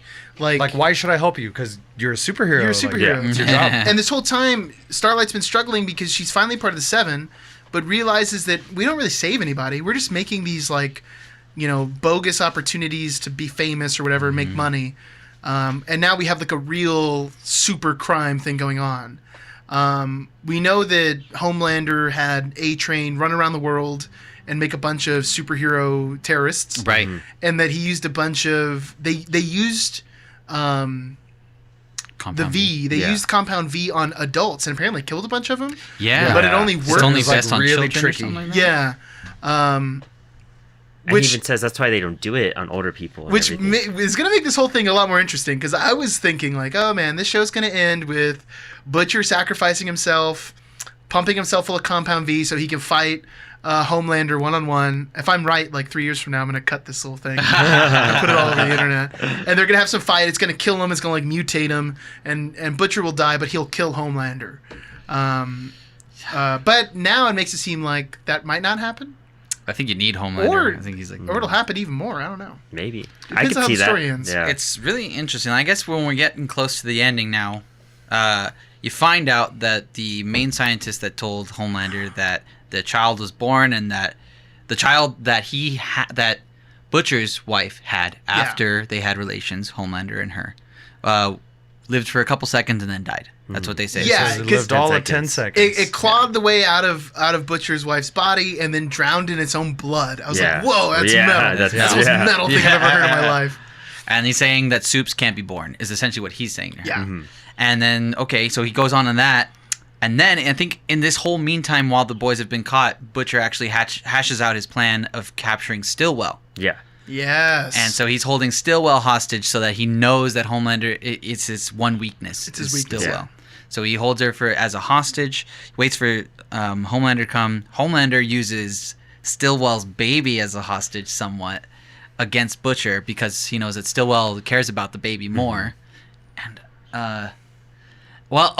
and one of the big twists, I guess we're getting to one of the twists. We're right here at the end. Yeah, man. We're getting to one of the twists where actually Homelander reveals that he found out the story he found out from the main scientist was phony, and that Stillwell also fed him this phony story, and she was in on it. And he caught it because it was a little bit different, right? Yeah. Like, Yeah. they Like didn't some tell it tiny exactly. little Compared their details off. stories. Classic mistake. And so he said, you said you wouldn't lie to me, to Stillwell. And then he lasers her brain out. Yeah, man. Just right through the eyes. Yeah, and I don't remember That if is he kills... pretty cool, scene because it kills her instantly. So all she has time to do is a simple little Yeah. And And so it kind of changes Butcher's plans because he thought that was the one week. Yeah, wow, he's that really takes my leverage away. He even says something. He's like, okay, so what was your plan again? Yeah. You know what I mean? And that scene's got crazy tension too because That was so good. Because Homelander walks into the room holding her baby, and she's like, "What are you doing? Get my baby out of here! Please take him back to the room." I'm covered in C4. And presumably that baby's dead. Yeah. That's what I was saying. I don't remember. Still blows up that thing Yeah. afterwards, so that baby's gone. And you go to a flash of white. We don't see what happens, and then Butcher wakes up. He's on a lawn, and everything's nice and bright, and he sees Homelander, and Homelander's... We're not sure if this is an afterlife sequence or what, but... No, it's for sure real. Yeah. It's got to be real. And Yeah, Homelander... yeah. I mean, it cuts to it where he's like, Yes. Homelander said, I could have just killed you in a second, but I thought you'd want to see this first. Yeah, he's like, "Oh, we're family now," or whatever. Yeah. And it cuts to reveal that Butcher's wife is there with a She's young alive child and well, An 8-year-old with boy. Homelander's baby. who's completely blonde and has suit powers because his eyes light up. Yep. Yeah. And before that, just tie everything up too. We skip over Huey and Starlight defeating A-Train. That's right. They break his leg. Oh, well, doesn't that's Kimiko breaks his leg? Kimiko breaks That his leg. happened Kimiko breaks his a leg while that back. happens earlier, before. though, That's yeah. right. Yeah. That's right. We kind of skipped over that, but it was. But he has a heart attack because of V compound. Yeah, that's right. Yeah. A-Train And has then a they heart use attack. Starlight tells Huey to get out so she could bring back A-Train. A-Train? A-Track? What's his A-Train. name? A-Train, yeah. Can't stop the train. And I guess That's he comes a back man. to life. I'm sure he's going to be back. Maybe. I mean, we end it's up up to they called we the end up paramedics with the for him. paramedics Yeah. being called. So he could be back. He could die. I could see him turning for the better. And what think threw me so? off Yeah. too was Good. because he still activated the C4, right? Yeah. But like, I feel like he shouldn't have, because that's evidence against Homelander killing Stillwell. Yeah, who else if he could had laser? it. Yeah, now well, that's he's gone. not logic, rage and vengeance. Yeah. So It leaves on a crazy hanger for sure. Like that That's true. season, and that makes that part hurt so much more. It does. Just like knowing that she had the baby and she disappeared because of that. I guess she realized she was pregnant and she probably walked away, and she raised him. And so, but it also Yeah, she probably like proves- couldn't face Butcher. you know Well, what I mean? they probably hid her Yeah, that's what I'm saying. Yeah. for protection Yeah. from Home Runner And from Homelander. Homelander. Well, and then from homestarrunner.com. Sorry. everything. Also, it's protection from everything, because if they find that out, it's also a bit of nature. Nature took over, and you're able to breed soups. Yeah, some drugs That's the will thing. change your DNA. He is the one natural-born soup. Is he? Have no soups had kids yet in this No, universe? they're all No, 'cause lab they grown. Because say the that doctor was there's saying, not. he was like, what? Homelander asked him, he's like, but I thought I couldn't. He was like, yeah, I mean, I thought you See, couldn't. when they were saying that, I thought they meant just Homelander couldn't. Like, I didn't think it was all No, super. Starlight was also It's like given to the lab. Yeah. It's like you Yeah. can make a mule, you know what I mean, but you can't have two mules bang it out and then get a mule out of it. yeah. Wow. Okay, that's a great analogy. Man, I think that's. I feel like that touches on almost all the parts. Yeah, man, there was something. Well, there's just one scene we skipped over, but it was like when after they reveal there's a suit terrorist and he's getting involved. There's this crazy scene where like this squad of Navy SEALs is about to like go through this building, Oh, and yeah. Homelander shows up. He's like, "You all are the real heroes." Yeah. Like, Oh, yeah. I got this. Why Okay. don't you take a smoke break? I Yeah. got this. And he goes in, and his eyes are just like red, and the whole room's just dark, and you just see him just Love like it. tearing people in half. Yeah. Yeah, that part's totally That's pretty crazy. cool. And Even It's the good other stuff. part we skipped over is the airplane scene where she tries, way in the beginning of the series, where Stillwell made some deal and the guy didn't go for it, and then that's when Homelander goes up and It's they're like the flying end midair. of the first episode. Oh, Yeah. The that's mayor what of it is at the end Baltimore. of the first Yeah. episode. Yeah, they And then wanted he a just zaps Compound the V, plane. or he knows about Compound V, and he's threatening to use Yes. that Yeah. against Stillwell. Yeah. Yeah. because And then he the wants a Deep better finds it. superhero for Yeah, Baltimore. we did kind of mess some of that up because that's when the Deep finds out about it. Because that's when his porpoise friend tells him that there were laser beams on the craft or whatever. Yeah. underwater. Yeah. Yeah. There's a lot of little twists and turns. It's because it's so packed. It is Every packed. single So scene is something crazy and everything important. is important. Yeah. But my God, the pacing's so good. So good. yeah, it's really good. It made it very easy to binge watch like 7 hours of it. You know I know what I mean? what's, Been that's watchable. exactly what I loved about it was 8 episodes. Yeah. I'm sick of these 23 episode seasons. Yeah. These even like 12, 15. That's Make I it mean, concise. Yeah, you just know? knock it out. Not like Game of Thrones concise. yeah, but get, like make get it 6 concise. episodes. You know what I mean? And Yeah. finish it. Yeah. And I'm glad they left the soup terrorist thing still open. I'm glad they left a lot of ends still open, so that if it ended here, you'd have some questions. But I mean, now that they have Yeah. enough material for a good second season, I think. I'm kind of curious because we know for sure. Oh, and we barely mentioned the Haley Joel Osment thing, but Oh, his powers and everything. Yeah, Yeah. his old TV show he has. Mesmer, yeah. The one thing we know for sure is that Homelander can't kill Billy Butcher, and we just know that from like a TV perspective, because Carl Urban is like the star of the show, Right, even though yeah. he's not. He's the big name. He's got that sweet plot armor. So he's got that sweet plot armor. He's Sam Tully right now, or Sam Tarley, and we know that next season Homelander's going to have to be in some weird relationship with him. But now also our motivation from Carl Urban is gone, because this whole thing's different. He You know what I knows mean? now, yeah. He knows what the truth is. So that's going to be opening pretty. It opens a lot of interesting doors. I also think, though, and maybe this is a little bit of a prediction, we're going to see Starlight, because she became sort of famous for speaking out. We're going to see like another branch of superheroes, and the social media and like bad press is going to be utilized. Yeah, it might be more of an altruistic raise of Yeah, superheroes. exactly. Yeah. We'll So see what happens to the company and we'll see a real thing. We gotta start wrapping this convo up, unfortunately, boys. Oh, okay. Well, let's. we still got 2 little segments to get to. You know what I mean? very But does true. anybody have any final thoughts about the boys? Well, season 2 is already under production. It'll probably hit Amazon, I'm sure, by 2020, next fall. I mean, the sooner the better. I can't wait. They already put out a photo of their first day on set. Yeah, That's exactly. crazy. Yeah, which is pretty intense. I think it's great. I mean, my personal grade is like A minus, maybe even just a solid A. To be honest, I thought it was great. It was super watchable. I digested it all in a day and a half. I don't really have any gripes. Every time I had a question, like in the early episodes, like, well, this doesn't make any sense. By like 2 episodes later, I was like, oh, well, that makes a lot of sense. I think it's really good satire. It's really biting satire. I would just say some of it's a little predictable. That's the only thing. Mm-hmm. A lot of the story tropes, you can kind of guess where things are going to happen. But there's also a ton with, that's like archetypes. You know what I mean? There's also a ton that's not predictable. I mean, the biggest one for me is just the Huey Starlight thing. Yeah. It's just like you need that romance. The second they sat down on the bench together, I was like, okay, this is exactly what's going to happen. And then I watched the whole show, and it was exactly what happened over 8 episodes. But that's a small gripe. I mean, it's an awesome show, and if people have Prime, they should definitely check it out. Oh, totally. 100%. Mm-hmm. Also, just get Prime. Just upgrade your life. They've got great stuff coming out. That's true, but Amazon's also closing like so many stores. It's weird. You know what I mean? It's weird for me. That'll be a whole nother argument, but because Prime is so convenient, so cheap. But are we destroying the United States at the same time, man? Bezos. That's a prime perspective there. 2-day shipping, you know. Bezos. Bezos is the real Homelander. He really hot is. take. Yeah. Oh, David, that's a pretty interesting hot take. And speaking I feel of interesting, a meme coming up. That means it's time for.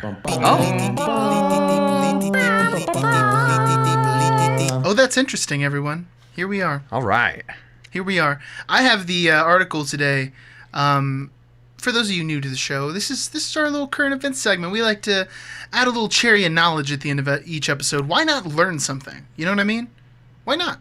Why not? Learn. Sit down. Listen. Get a pencil out. Here's the article I got. August 1st from Vox News, the most reputable news source. 22% of millennials say they have no friends.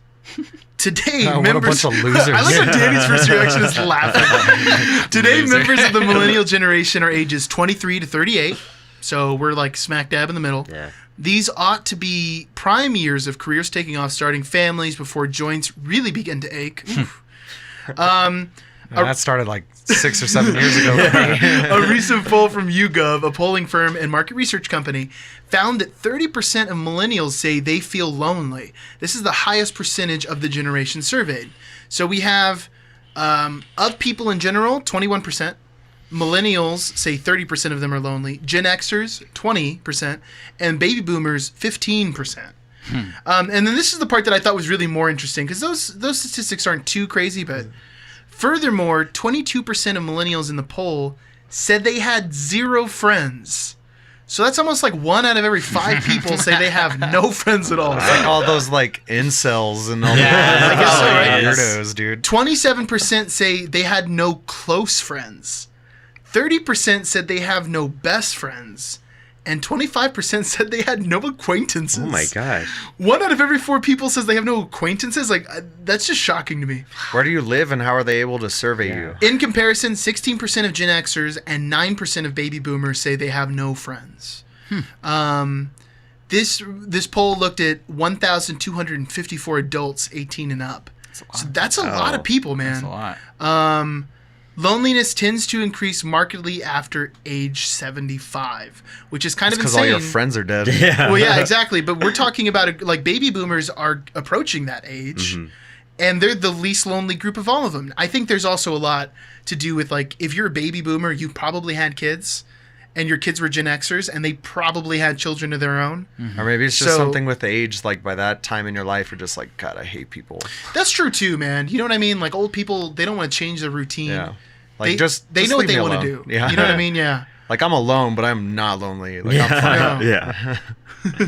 Just go outside, guys. Like, I can imagine, like, You know what I the mean? millennial generation just playing a ton of JRPGs when they're like 70 plus. That sounds good to me. Like, oh, I never played Chrono Trigger, and now that I can't leave my bed, this is the time Got to all do this it. time. that's when we'll play Dungeons and Dragons. Just a bunch of like Yeah. 75 plus year olds just plotting everything. But I wonder if this is going to lead to more, because I don't know if you guys heard this, but in recent history, for the first time, life expectancy has dropped which has never happened in history before for the United States at least. Noise. And man, Making loneliness it great again. It's linked to depression. Dude, loneliness is linked to depression. That can kill someone for sure. Yeah. Especially You know what when it you get might up there. lead to though? What's up? More sex robots. More sex robots. That's Definitely even lonelier, going though, to isn't lead it? to more sex Well, it depends how robots. good the robots are. I didn't think about this till right now, but I like how the therapist out of all of us is the one laughing about people not having friends. That's just amazing. I'm not on the clock right now. So what do you got? Yeah, I'm not on the clock. You gotta right leave work at work. If not, it's just too stressful. now. Move along, sir. So what do you guys think? What's the reason why millennials have no friends? Because, dude, Because they're no best friends. 30% of people. this is worth $1, but it's just because of their personalities. You know what I mean?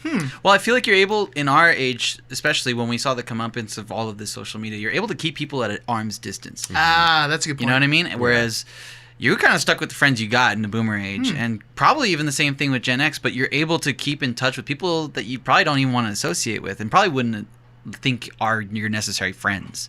Yeah, we've kind of forsaken like personal contact. Yeah. Like people don't call each other and just say, "Hey, I just felt like talking." I mean, unless you have a couple friends. It's rare. You know what I mean? You Hey, might have Jim, you old son of a gun. Yeah. How you you might have some doing? friends who are like that, but now it's just kind of like, "Oh, I saw what they were doing on Facebook." Yeah, Yeah. I know what you're doing. Yeah, Yeah. You know what I mean? Oh, they just did this. Isn't that cool? They just had their 4th kid or whatever. What Which does really surprise me- isn't a friendship. Yeah, it's like a subscription. What does surprise me is our generation, the generation before us, I guess Zers or whatever, or after us. No, yeah, after Before us. us.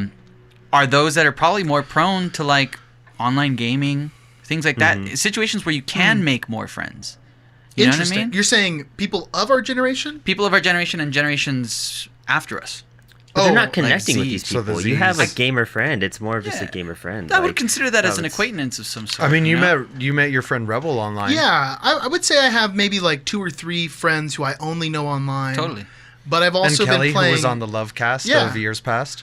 That's the other person I was talking about. Of all the buds that I have, it's a small amount considering how long I've been playing online though. Like I've been playing online video games since like 2006. Yeah. And it's probably only a couple people who I would say are friends. Yeah. Right. Yeah. Maybe a lot of acquaintances. Yeah. That's just what surprised me about that number. That is crazy. Yeah. Party chat ruined all that. Though. That is quite interesting. Yeah, and I wonder like is there any other part of the equation that's missing? And I think this one's really interesting too. But like church attendance is at an all-time low because people, for whatever reason, don't go to church. You know what I mean? It could be Got a reason or it could two. be more science. No, I'm saying like from argument's sake. Who knows what the reason could be? There could be plenty of reasons. But you can't deny that for 40, 50 years in the United States, people went to a place every week, maybe more than once a week, and met the same people, talked to them about their life, and that is missing for sure There's a from our huge generation. community part. What There's about a school? giant community part. Yeah. Like if are they like in college or do they do anything Yeah. in high school? You know what I mean? That School could be a factor one, too. and I Yeah. think people do make friends in school. But I also know during my college years, man, if I had a class that wasn't a music class and it was just like a big auditorium class, I didn't talk to anyone. I'd be like, I'm here to get my notes or whatever. I might talk to the person who sits right next to me and be like, hey, what did they just say? But I was never like, hey, guys, let's go down to Pizza Hut or something. You know what I mean? You guys want to everyone- go get some coffee after class? We're going to the university bookstore. Like, no, that never You guys want happens. to play hacky sack in the Yeah. quad? And maybe I'm just antisocial. Maybe there are people who do that, but and in music class a little bit different. There's more people, or not more people, less people, They're a bunch of weirdos. and more likely to be more like me. You know what I Yeah. mean? We're all a bunch of weirdos in the music building. Well, and also they're screened by literally just communicating over whatever their phones or over game chats. And whenever you're in front of someone, they just don't know how to communicate. That could be it too. And you know what else I would say too, man? Like from a college perspective, a group project now in college, you don't even need to work on it with your group. No, You need to be yeah. together. You meet I mean, for a lot 15 of minutes. a lot of courses you don't even meet. It's all just Yeah. like Oh, a that too. chat. All you know need what I is mean? Google Suite. Yeah. You can do it all through Yeah. Google Suite. You don't And know. it's just ironic because now there could never have been a better time to meet anyone you would ever want to meet. Like, you meet someone online and say you just love 80s horror movies, you could join a bunch of chat rooms about 80s horror movies and talk to people who love that exact same thing. If you're looking for someone special, you could make countless dating profiles on whatever you want and just meet someone who's like, you know, algorithmically Algorithmically? Yeah. algorithmically like linked to you. So it just seems bizarre. We're like But never also, more it's a connected, double-edged but more sword apart. of there's like a 70% chance it's only a matter of time till it's like, and here's a picture of my penis. I guess that's true. Yeah, Chat, there you go. Chat roulette really opened the doors for everybody. Yeah, that's the thing about the internet. It's good for a lot of things, but also random penises. Yeah. Yeah. And anonymity for sure. Mm-hmm. Well, if you guys got nothing else on that, I think we should close this thing out with a good old peep/predict. That sounds good, David. That was very interesting. Thank you for sharing that with us. Can you pass those 2 jars to us, Brandon? This is where we get the audio of Brandon bringing that entire shelf down. Do you want to grab our peep, Brandon? Because you're so the new the guy. honorary guest. For those unfamiliar with Brandon, Brandon's from Apollo City Comics podcast on the channel. Yeah. He talks a lot about Just talks local about comedy. Batman a whole bunch. He's my Robin of the show. You know what I mean? Just one, right? No, you're like Yeah. my Alfred, if anything, dude. Oh, that's true. Yeah. I'm like, of course, Master Bruce. I'm your Alfred. Oh, Yeah, that's no, true. straight Frank up, is the Alfred. Yeah. In real life and with everything. It just All right. So what's our predicament here, man? Or what's our Yeah, peeps? man. You're the peeps, Dude. Who we I talking love about? pulling I got my own. Yeah, me entries. too. Yeah, high five. How ridiculous. All right, so peeps. Or is this predicts? That's It's peeps. Peeps. You're the Peeps. peep All right, man. there you go. Harambe versus Alexander the Great. Wow. Okay. Great peeps. That is It's a. a strange pairing. Yeah, that's like the most random But pairing maybe we've ever it'll had. be fantastic, like an unexpected duo of Pop-Tarts and red wine. Well, I was gonna say. Oh wow. Because I scoffed at Mary, our drummer, when she presented it, but it was delicious. Hey. I'm just gonna say we should not support any of Mary's weird pairings. Yeah, I draw the yeah. line at pizza and ketchup. It's pretty gross. We should shun her Ooh, for it. I She don't should be even shunned. do Well, I pizza and definitely ketchup. disagree with the pizza and ketchup thing. It was weird. Pretty nasty. Yeah. Ketchup and nacho cheese. Not nacho cheese. What's the Dorito? The cheesy one? Nacho cheese. Is it nacho cheese? Nacho cheese, dude. Is it? Oh, The okay. I red thought it one? had like The a, like a OG 4 cheese Dorito. Ew, or did you say something like that. ketchup and Was- nacho Yeah. cheese? Ketchup on You're Doritos? disgusting. Yeah. God. Yeah. Just quick dip. What's wrong with you? You must be part Canadian. All right, so Brandon was from Apollo City Comics, but we're probably going to be just parting ways with that Now whole we're thing. gonna Oh, destroy that. And you know what? This peep is from Octavio, a great musician. Cheers, Octavio. He can't see it, but it's happening. So what's our first predicament here, man? Our first predicament: who would make a better undercover cop posing as a kindergarten teacher? Oh, Harambe And- easily. This is a kindergarten cop scenario here. Yeah, I was definitely thinking of Arnold when I wrote this one. I'm excited because our predicts are relative. Both of these would be really far-fetched. I mean, like... I mean, really far-fetched, but just from a logic standpoint, like Alexander- obviously Alexander the Great. because he's the one who's not a gorilla. A human. Yeah, but I would see him as like a Bill and Ted style character. Like, what if you brought Genghis Khan back, Right. like in Bill and Ted, He probably doesn't even speak and English. tried to make him like a preschool teacher? It's a mashup of Kindergarten Cop and Bill and Ted's. Yeah, that's what I'm seeing for that movie. Very interesting. We yelling should in pitch that to Macedonian. somebody. Whereas Harambe would have to be like a comedy, but all the kids would be playing it straight face, like they didn't realize he was a monkey. You know what I mean? Like our teachers. It would have to be just- overdone too, with like a big curly wig and like Yeah. lipstick on him. It'd be like Mrs. Doubtfire With the slash. Well, I mean, Robin Williams is pretty hairy, so it's not. He's bad. almost a gorilla. Wow, almost. Yeah. Also dead. Yeah, just like the gorilla. Oh, man. Hey. Too soon. One had a choice. Wow. Um, Wowza. Hot takes happening. I do know can you read it Harambe one more works time? great with kids. You know what I mean? Yeah. Is it a more Yeah. convincing? Is that what it says, or what does it say? Better. Better. Oh. So I guess like who would? Yeah, I guess not convincing, but who would do the job? Probably. Better. Ex- I would say- Alexander Being, the like the Great. job being the teacher or being the undercover? Who of being the undercover cop? Who's gonna find out who those kids' daddy are and what they do? Man, because Alexander the Great will just slay some people too. You know Yeah. what I mean? Man. Like, he'll probably he'll smart make enough. a little baby army at that point. They'll all be trained. I feel like my gut is telling me Harambe, Interesting. but my mind says Alexander the Great. the mind says My heart- Alexander. Yeah. Obviously, the my heart says Harambe. What's your body telling you? I don't know. It's so confused right now. It doesn't know where to go. let me check your belly button. Gross. Well, it's hairy like Harambe, so I would go Harambe.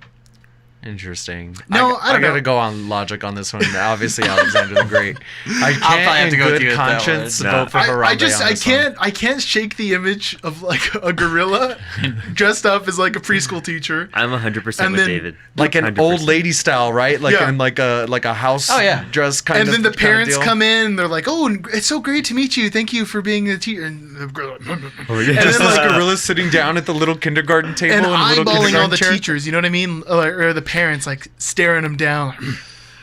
The part that made me the image I got in my head that really made me laugh is a scene in Kindergarten Cop where they're all sitting on when he's introducing themselves and the kids are asking for the bathroom and telling him it's a tumor and everything. Instead of him yelling, "It's not a tumor and there is no bathroom," just this gorilla being like, Yeah, full Just like, rage. throwing tables and chairs. Yeah, I gotta go Harambe on this one. Yeah, art class would be so much more Yeah. fun. You know what I mean? So are we two Harambes? It's not two about who would be the Alexanders? most, but Brandon, you're ignoring the question. It's not about who would be the more fun kindergarten teacher. It's about who would do the better job of being an undercover cop posing as a kindergarten I teacher. still Still think Harambe, Harambe. yeah, still Because 100%. in this case, for Alexander the Great, there is no concept at all. I mean, obviously the gorilla has no concept whatever, although it is a smart gorilla. But here's all I know. Alexander the Great's going to be in a weird place. Doesn't even know what cops are. Doesn't know what an undercover cop Same is. for the gorilla. But the gorilla knows to protect Same a child. for the gorilla. The gorilla knows to protect that child. You know what I mean? Alexander the Great's Just like going to our- be trying to protect just these like our children bro because he's just Harambe. like, oh, like look at it. I have this classroom full of sex slaves. It's unfortunate, but he's from a different time. He's going to try to protect those little sex I slaves don't too. think so, That's right. dude. There was a lot of boy banging back then. He's gonna go to the mall and he's gonna be a Ziggy Piggy, just like Napoleon was in Bill and Ted's Excellent Adventure. That's all that's gonna happen. He'd be the worst, and it'd be more disappointing because he's a human. yeah. So Whereas the gorilla's gonna do a pretty good job. You could be like, dude, this guy's a gorilla. You know the what I mean? gorilla's Yeah. just doing his best. Yeah, he's doing Yeah. his best. Like, how could we hate on him? You know what, David? You've turned me around. I'm going to vote for Harambe. Harambe! Harambe wins that one. I've been watching the Boondocks recently, and there's that episode where like Huey's teacher makes him the director for the Christmas play. Okay, and he yes. gives him like full creative control. He's like, "You're gonna be fired for being an irresponsible white person," and he does. But at the end, he's like, "Harambe!" Like this. That's how the episode starts and ends that way. And it just made me think of Harambe so much. That show's amazing. All right, well, Danny, why don't we read yours, man? That's right. Yeah. We've got who would be more likely to be recasted for Whoopi Goldberg's role in a reboot I already for know. Sister Act 2 There you go. Back in the Habit. Best There you go. sequel title ever. I mean, I'm voting Harambe again I mean- for the same reasons. I feel like Harambe's got way more soul than Alexander the Great. 100%. Yeah.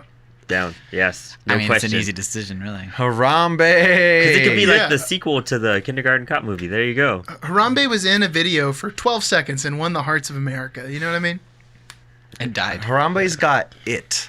He's got it. Whatever that What star you factor got is. it. Final round. This is the easiest decision Brandon, I've ever since made. you are the guest, why don't you get, or did you pull one I yet? haven't pulled one yet. Hey, Pulled pull one this yet. last predict. So now we have unanimous Harambe vote, but he's got to go against our reigning champion, who is Charlie Hunnam. Which is weird because we talked about Sons of Anarchy this episode too. That'll happen. You've got it. What? You got it. Who would be the better Bond villain? Harambe. Easily. Or Charlie Hunnam? Oh, Harambe. Harambe. Put Harambe He's in a got that suit. revenge against humans, you know what Yeah. I mean? Because now he's been shot. So if they bring Harambe back, Imagine Okay, Bond okay. against I like was the just massive thinking- gorillas. Same concept as David's argument for the Bill and Ted scenario. Alexander the Great gets popped into our timeline. Oh, he but wants to he wants Alexander to the the Great's not in world. this one. Oh, No, yeah, yeah, no, yeah. yeah. Oh, It's Charlie Harambe versus Hunnam. Charlie Hunnam. Like, I could see a Charlie Yeah. Hunnam Bond movie being kind of like Sean Bean's role. Like, he's another 00 agent, you know what I mean? Who Yeah. maybe turns against MI6 and then tries to kill someone. He'd be suave, just like James Bond, But Harambe being the villain compared to Charlie Hunnam, way more fun movie. Him in a suit Yeah, now. I might actually watch that 007. with like a golden eye. I could imagine Harambe Yes, yeah, in a exactly. suit. He would be in a Little rose right volcano here. that had like a cutout of a gorilla face on the Yes. front of it. You know what I mean? Yeah. maybe like a machine gun arm. And then his that like would be excellent. like just fighting gorillas the whole movie. You know what I mean? Oh He'll have yeah, an he army has like of minion gorillas. Whoa, Yes. so it's, It would be Harambe playing the villain, and the villain would be like half like biomechanical. You know what I mean? Yeah. Oh, he'd Like have like crazy that, experiment. They'd give it like the Dr. Doolittle treatment Yeah, while they're dude. filming it. Just put peanut gum Yes. or peanut butter in his gums. interesting. Yeah, dude, and a silverback gorilla just charging at you. Yeah, That's It's come on. terrifying. that's That's why they horrible. And it'll him. take place in Africa, like Yeah. the recent. And Bond at the end, movies. he'd have to go full ape. Yeah. You know, this is His so. plan is to turn everyone into apes. That's That's it. the Yeah. world domination plan. He's There you got go. an ape ray. This is easy. It's the plot from Ape Escape, but with James Bond. it just kind of, you know what though? This is sort of, I would have never thought about this, but Charlie Hunnam would make a pretty okay James Bond if everyone could get away from the fact that Be the he's first James Bond blonde. wearing white tennis shoes. Yeah. He would be in a white tuxedo. You know what I mean? The whole movie being a white tuxedo. But he's kind of got the suaveness, anyways. He can do it. I don't know. The je ne sais quoi. The je ne sais quoi. I mean, we'll probably get to see Charlie Hunnam with the shirt off again. Yeah. Loves popping that shirt off. Oh, he That'll does. happen. He's just real hot, you know what I mean? Real warm. Got to take that shirt off. Yeah, it's just so muggy in London. Mm-hmm. He's got to pop that top.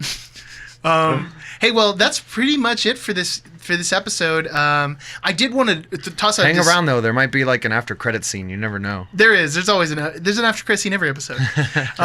Maybe for Harambe is. If you are like a regular In the after podcast credits, we listener, reveal Harambe's not dead. or particularly if you're a podcast watcher, if you've enjoyed it on YouTube, we're gonna, for at least a little while, do audio only. We'll still put it on YouTube, but it's not gonna be a video like it has been.